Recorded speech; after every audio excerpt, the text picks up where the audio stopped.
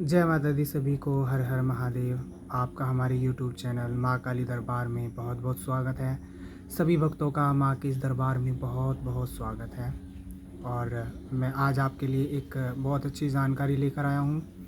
कुछ बच्चों का सवाल था कि हम जो गुप्त नवरात्रि आ रहे हैं 26 जून 2025 में, हम उसमें कैसे माँ भगवती की सेवा कर सकते हैं, कैसे साधना कर सकते हैं, और एज ए बिगनर हम लोग कैसे मतलब साधना कर सकते हैं। जिनके गुरु नहीं हैं वो कैसे साधना कर सकते हैं या नहीं कर सकते हैं।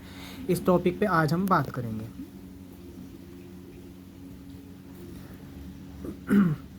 सबसे पहले मैं आप लोगों से रिक्वेस्ट करूंगा कि आप मेरे चैनल को लाइक, सब्सक्राइब एंड कमेंट ज़रूर करें। जो बच्चे नए आए हैं वो चैनल को सब्सक्राइब करें ताकि आपको जैसी जानकारी मैं डालता रहूँगा वो सब आपको मिलती रहें। सो आज चलिए हम बात करते हैं 26 जून 2025 में जो गुप्त नवरात्रि स्टार्ट होने वाली है, आप उसमें माँ भगवती की सेवा कैसे कर सकते हैं। देखिए, ये जो गुप्त नवरात्रे हैं, इन गुप्त नवरात्रों में विशेषकर 10 महाविद्याओं की साधना की जाती है। गुप्त नवरात्रि एक साल में 4 बार आते हैं, जो 2 प्रकट होते हैं और 2 गुप्त होते हैं। तो जो प्रकट होते हैं उनमें नवम जो देवी के 9 रूप हैं उनकी पूजा अर्चना की जाती है। और जो गुप्त नवरात्रे होते हैं इनमें माँ भगवती की जो 10 महाविद्याएं हैं उनकी साधना की जाती है। और ऐसा नहीं है कि इनमें केवल माँ भगवती की ही आप साधना कर सकते हैं, आप अपने ईष्ट की भी साधना कर सकते हैं। जैसे किसी के ईष्ट भगवान हनुमान हैं तो वो उनके मंत्रों का जाप कर सकते हैं, उनकी सिद्धि प्राप्त कर सकते हैं। किसी के ईष्ट भगवान शिव हैं तो वो उनकी साधना करके उनकी सिद्धि प्राप्त कर सकते हैं। मतलब जिसके जो इष्ट है वो उनकी सेवा करके इन गुप्त नवरात्रों में उनकी सिद्धि को प्राप्त कर सकते हैं। लेकिन सिद्धि प्राप्त करने के लिए ये नहीं, कोई हंसी मजाक नहीं है, कोई खेल नहीं है, कोई आसान काम नहीं है। माँ को हमेशा माँ मानकर ही उनकी पूजा अर्चना करें, उनके मंत्रों का जाप करें। माँ भगवती बहुत दयालु हैं। माँ भगवती जितनी जल्दी प्रसन्न होती हैं उतनी जल्दी उनको क्रोध भी आ जाता है। तो इसलिए ऐसा नहीं है कि माँ हमसे प्रेम नहीं करती, माँ बहुत प्रेम करती है। तो माँ भगवती की सेवा हमेशा शक्ति के रूप में नहीं, उनको माँ मानकर ही करें, क्योंकि वो आदि शक्ति है। उनकी शक्तियाँ झेलना इस संसार में किसी के बस की बात नहीं है। जब माँ मानकर हम उनकी सेवा करते हैं, माँ मानकर उनके मंत्रों का जाप करते हैं, उनकी पूजा अर्चना करते हैं, तो माँ बहुत जल्दी प्रसन्न होती है। दयालु है माँ, और वो हमें मनोवांछित फल भी देती है। सो आइए हम कैसे पूजा पाठ कर सकते हैं। अब बात करते हैं सबसे पहले उनकी जिनके गुरु नहीं हैं। देखिए, किसी भी बड़ी साधना में जो इनके गुरु नहीं है जिनके गुरु नहीं है वो किसी भी बड़ी साधना में बिना गुरु के हाथ नहीं डालेंगे, क्योंकि ये 10 महाविद्याओं की साधना होती है और इन साधना में सबसे पहले गुरु की ही मांग होती है। तो बिना गुरु के बड़ी साधनाओं में आप ना ही हाथ डालें तो ही अच्छा है, नहीं तो अनिष्ट की कामना रहती है। सो जैसे माँ भगवती का क्रीम बीज मंत्र है ओम क्रीम कालिकाय नमः।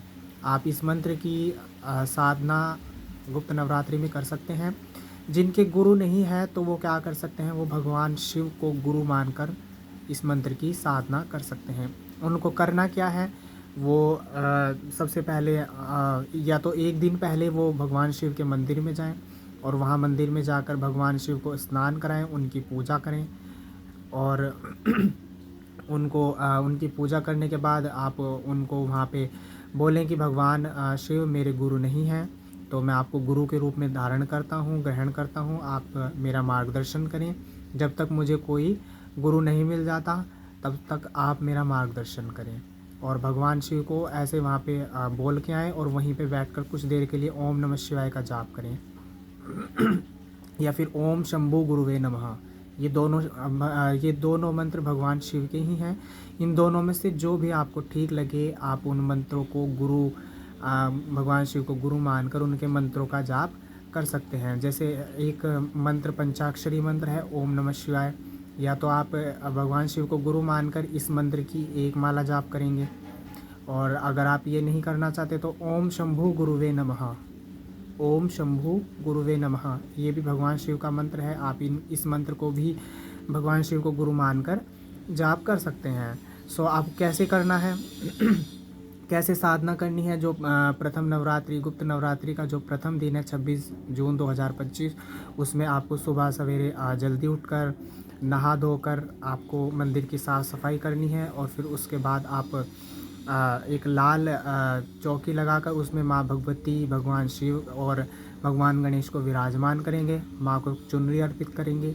और उसके बाद आप सबसे पहले भगवान गणेश का आप पूजन करेंगे। उसके बाद अपने कुल देवी कुल देवताओं को भोग देंगे। उसके बाद आप संकल्प लेंगे कि माँ भगवती मैं इन मंत्रों का जाप करूँगा, मुझ पर कृपा दृष्टि बनाए रखें, कोई भूल चूक हो गई तो उसके लिए माफ़ करना।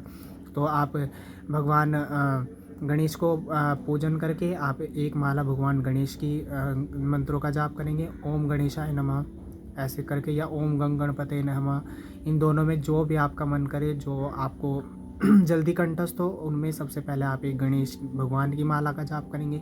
फिर एक भगवान शिव का जो मंत्र है वो आप जाप करेंगे।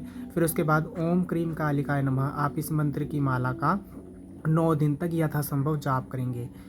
आप इसमें जब कितनी माला का जाप करेंगे आप ये ना ही बोलें तो ही अच्छा है। बाकी अगर आप संकल्प लेके जाप करना चाहें तो वो आपकी इच्छा है, लेकिन आप संकल्प लेकर जाप ना ही करें तो ही ठीक है। आपसे जितना भी आपकी मतलब सहन शक्ति है, जितनी देर तक आप बैठ सकते हैं आप उतनी देर तक माँ भगवती के मंत्रों का जाप करें।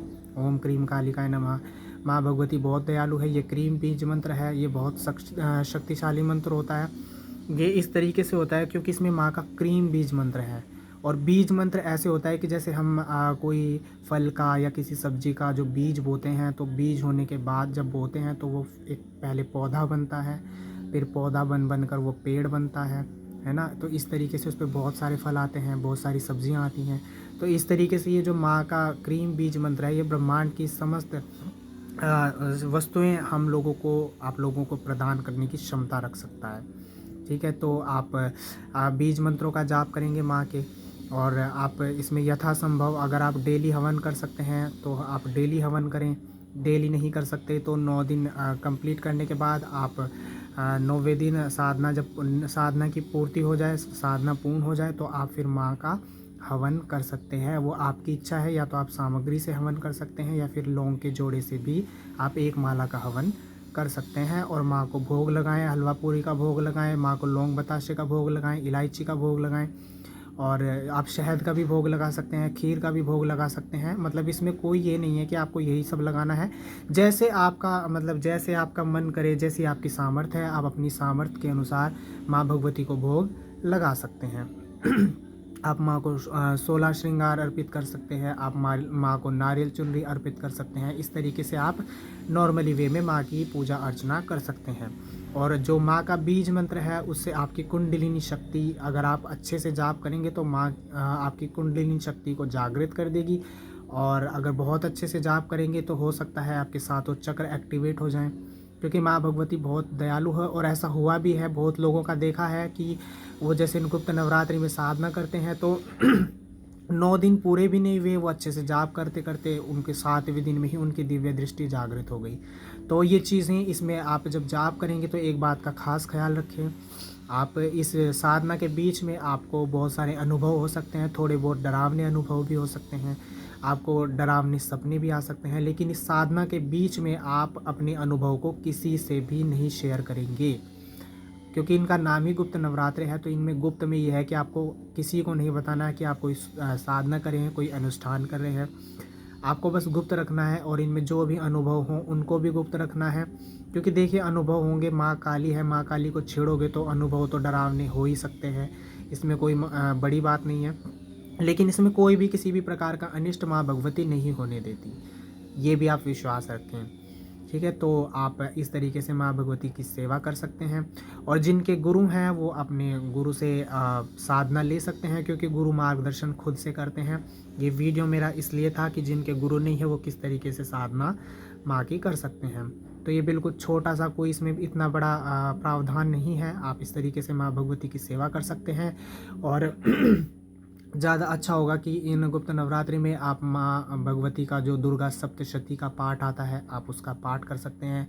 दोनों टाइम नहीं कर सकते तो आप सुबह में एक टाइम माँ भगवती के जो दुर्गा सप्तशती है उसका पाठ कर सकते हैं। 9 दिन में ही आपको उनके पूरे अध्यायों का पूरा पाठों का पूरा अध्ययन करना पड़ेगा। तो माँ भगवती को बहुत प्रिय है दुर्गा सप्तशती का पाठ। उसमें अर्गला स्रोत है और सिद्ध कुंजी का स्रोत है। अगर आप पूरी दुर्गा सप्तशती का 14 अध्याय जो हैं उन 13-14 जो भी हैं अगर आप उनका नहीं पूर्ण कर सकते तो आप सिद्ध कुंजी का स्रोत का भी पाठ डेली कर सकते हैं। माँ काली या दुर्गा का चालीसा का पाठ कर सकते हैं, है ना। तो इस तरीके से आप अपनी साधना को पूर्ण कर सकते हैं। क्योंकि अगर गुरु नहीं है तो ज़रूरी नहीं है कि अगर गुरु नहीं है तो वो साधना नहीं कर सकते, ऐसा नहीं है। आप कर सकते हैं लेकिन आपको विधिवत करना पड़ेगा भगवान शिव को गुरु मानकर, ठीक है। तो इस तरीके से आप ये साधना माँ की कर सकते हैं। और मैं आप लोगों को मेरी वीडियो कैसी लगी, आपको मेरी बताई हुई जानकारी कैसी लगी, आप मुझे कमेंट करके ज़रूर बताएं। और नेक्स्ट वीडियो आपको किस टॉपिक पे चाहिए आप मुझे कमेंट में ज़रूर बताएं। हम कोशिश करेंगे कि आपको अपनी बताई हुई जानकारी अच्छे से दे सके और आप उसमें संतुष्ट हो सकें। सो आशा करता हूँ कि मेरी बताई हुई जानकारी आपको पसंद आई होगी, आप इससे संतुष्ट होंगे। सो मेरी वीडियो को लाइक कमेंट एंड शेयर करना ना भूलें। जय माता दी, हर हर महादेव।